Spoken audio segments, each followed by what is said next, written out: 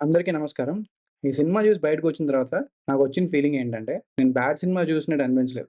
కానీ నన్ను ఎమోషనల్‌గా కనెక్ట్ చేయాలనుకున్న సినిమా, ఆ ఎమోషన్ పూర్తిగా సంపాదించలేకపోయిందనిపించింది. మొదట ఫస్ట్ హాఫ్ గురించి మాట్లాడితే 3 పాటలొచ్చినా కథలో పెద్ద కదలిక కనిపించలేదు. కమర్షియల్ సినిమాల్లో పాటలుండడం తప్పు కాదు. కానీ ప్రతి పాట తర్వాత కథ ఇంకో మెట్టెక్కాలి. ఇక్కడ మాత్రం ఫస్ట్ హాఫ్ చాలా ఫ్లాట్‌గా అనిపిస్తుంది. So, it goes on. ఇప్పుడు అసలు సమస్య రివెంజ్ మోటివ్. ఒక చిన్న ఉదాహరణ చెప్తాను. మనకొక ఫ్రెండ్ ఉంటాడనుకోండి. ప్రతిరోజు వచ్చి హాయ్ చెప్తూ ఉంటాడు. ఒకరోజు సడెన్‌గా వాడు చెప్పడం మానేస్తాడు. అలా అని చెప్పి మనం ఆడిని చంపేస్తామా? చంపేం గదా!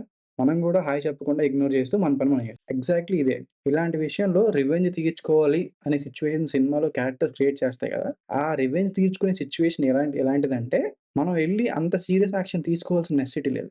ఆ నెసెసిటీ లేకపోవడం వల్ల కావాల్సిన ఎమోషన్ హిట్ రాలేదు. పంచ్ ఫీల్ అవ్వలేదు. రివెంజ్ అనేది ఎంత పెద్దయినా పర్లేదు. కానీ ఆ రివెంజ్‌కి కారణమైన బాధ ప్రేక్షకుడు కూడా ఫీల్ అవ్వాలి కదా! ఇక్కడ హీరో చేసే పనులకు డెప్త్ ఉంది. కానీ ఆ డెప్త్ మనకు ఫీల్ అయ్యేలా స్క్రీన్ ప్లే నిర్మించలేదు. అందుకే కథ అర్థమవుతది గానీ, బాధ మనలోకి రాదు. మనలో ఫీల్ అవ్వలేం. అదే కారణంగా క్లైమాక్స్ వరకు నేను కథలో ఫాలో అయ్యాను గానీ, ఎమోషన్ ఫీల్ కాలేకపోయాను. మరో విషయం, ఈ సినిమాలో కొన్ని చోట్ల ఇప్పటికీ ఆడియన్స్ అంతగా ఒప్పుకోకపోయినా పాత రైటింగ్ కన్వీనియన్స్ ఉంటది. ఉదాహరణకి మనం మాట్లాడుతుంటే, వెనక నుంచి వేరే వాళ్ళు వింటున్నట్టు వచ్చే సీను ఎప్పటినుంచో ఉంది. ఇంకది బోర్ కొట్టేసింది. ఇంకది done and dusted and it's very convenient to say that something has happened. So, అది చూసిన వెంటనే ఇన్‌స్టంట్ డిస్కనెక్ట్. సో, ఇంత యంగ్ డైరెక్టర్ ఇలాంటి కొత్త కథ, ఇంత డెప్త్ ఉన్న కథ తీద్దాం అనుకున్నప్పుడు ఇలాంటి సింపుల్ కన్వీనియన్స్‌ని అవాయిడ్ చేసుంటే బావుండేది. అండ్ వన్ మోర్ థింగ్ ఏంటంటే, హీరో పేరు లెన్.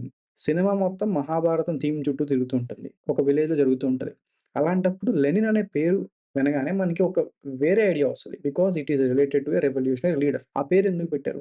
ఆ పేరు పెట్టడానికి ఏమైనా జస్టిఫికేషన్ ఉందా అంటే, మరి సినిమాలో నాకైతే ఎక్కడ కనపడలేదు. మరి ఉందంటే ఉన్న ఉన్న జస్టిఫికేషన్, సాటిస్ఫాక్షన్ కూడా ఇవ్వలేదు. ఈ పేరు ఏం పెట్టినా గాని సూట్ అవుతది.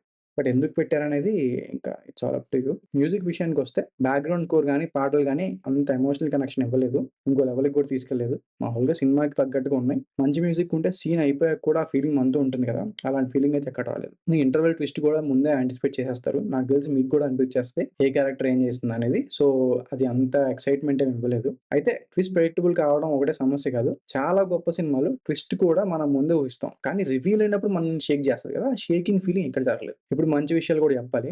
అఖిల్ గారు చాలా నిజాయితీగా నటించారు. తన పాత్ర చాలా సీరియస్‌గా క్యారీ చేశారు. చాలా సిన్సియారిటీగా అనిపించింది. అయితే కొన్ని క్లోజప్ షాట్స్‌లో మేకప్ వల్లనో లేకపోతే ఫిల్టరా, ఎడిటో అర్థం కాలేదు. ఫేస్ మీద బ్లాక్ కలర్ వచ్చినట్టు కనపడుతుంది. అది చూడటానికి అంత బాలేదు.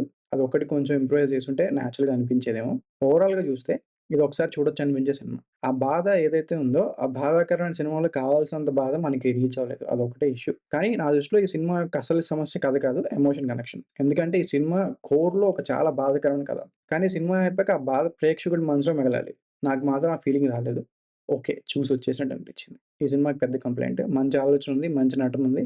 కానీ ప్రేక్షకుడు ఫీల్ అయ్యేంత ఎమోషనల్ వెయిట్ మాత్రం స్క్రీన్ ప్లేలో నిర్మించలేకపోయింది.